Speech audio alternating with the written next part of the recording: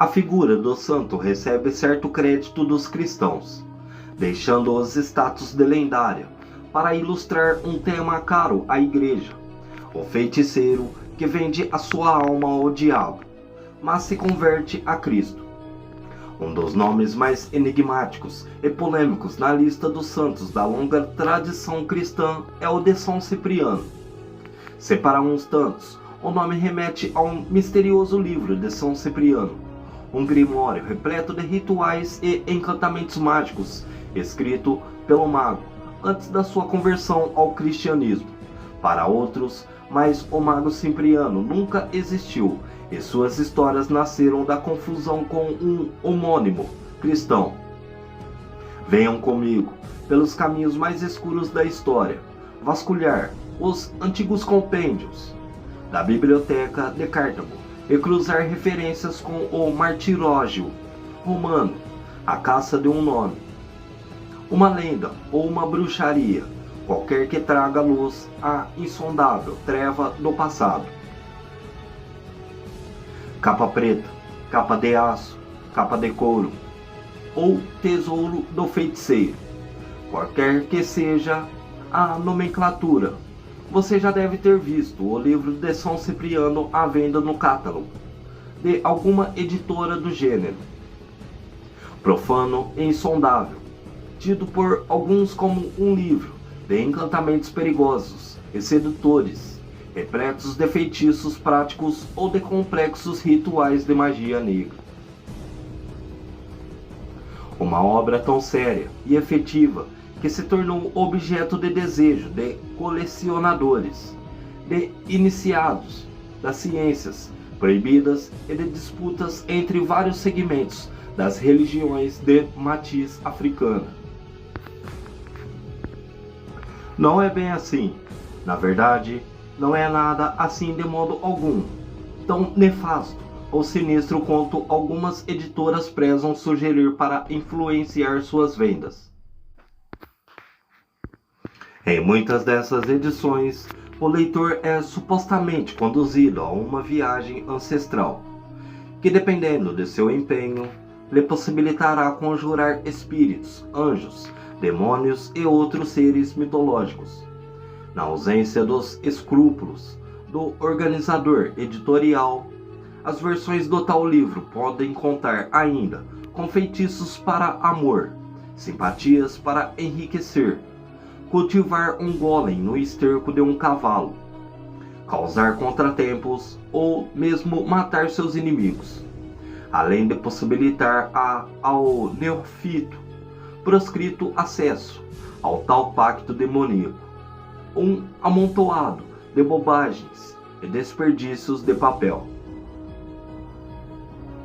Na melhor das possibilidades, só mais uma versão impressa de manuscritos e de histórias da tradição oral que foram sendo registradas aos poucos, seguindo a fórmula europeia dos fantasiosos grimórios e supostos livros de magia que começam a aparecer no século XII e continuarão a ser compilados em manuscritos, cada qual mais exagerado e garranchento que o outro, até o 17, mesmo depois da invenção da prensa.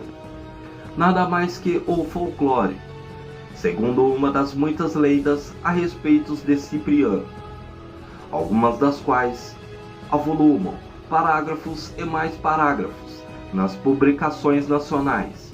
Ele teria sido um dos bruxos mais célebres de todos os tempos. Um temido e respeitado adepto do ocultismo na Antioquia, conhecido por não depender de interlocutores quando o assunto era um TTT com o próprio Satanás. Em uma de suas muitas aventuras e andanças pelos salões dos infernos, certa vez o mago Cipriano foi dramaticamente procurado por uma tal Agládio. O sujeito havia se apaixonado por Justina, cristã, que recusava seu pedido de casamento por ter consagrado seu amor a Deus, com voto de castidade. Agládio pediu a Cipriano um feitiço que fizesse com que Justina se apaixonasse por ele. A partir de então, o grande mago realizou muitas bruxarias, mas nenhuma que efetivamente dobrasse a vontade da casta Justina. Frustrado, Cipriano admoestou o próprio diabo sobre o que fazer com uma pessoa imune a feitiços. Satanás assim lhe respondeu: quem a protege é Cristo. Contra ele não posso nada. Surpreso, Cipriano teria replicado ao cão: se Deus é mais poderoso que tu, prefiro então servir a ele.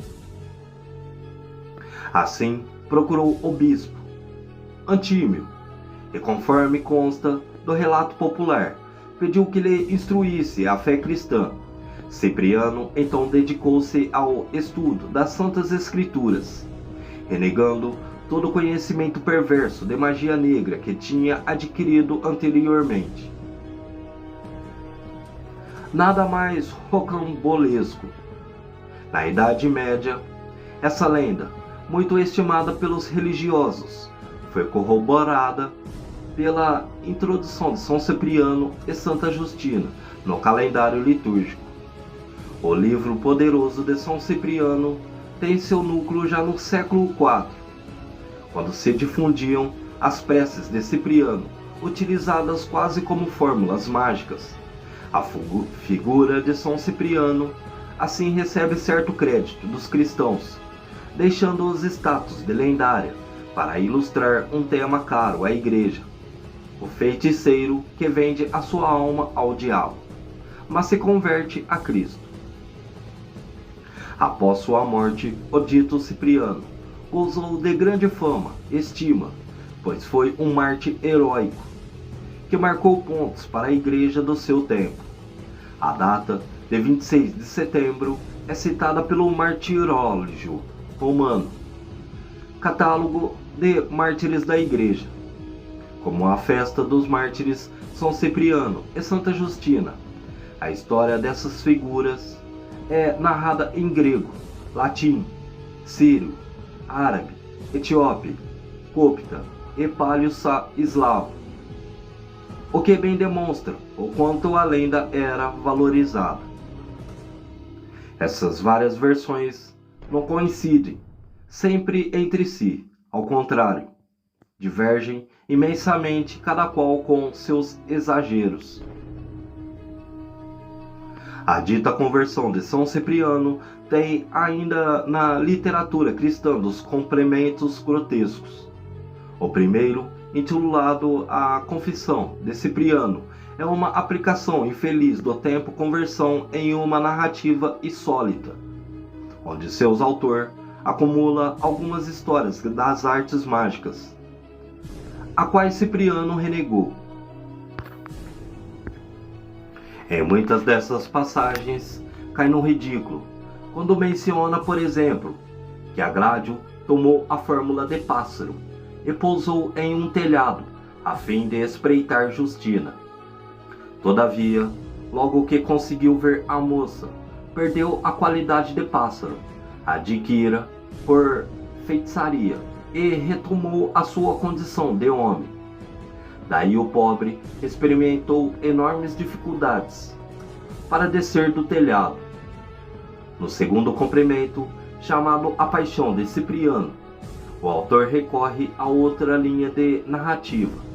Menciona que Cipriano e Justina, cristãos, foram presos por ordem do conde Eutolômio e levado para Damasco.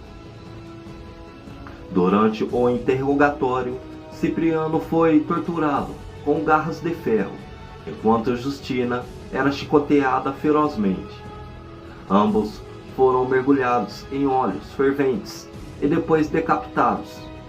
Seus corpos foram mantidos expostos para que as feras e abustres os devorassem.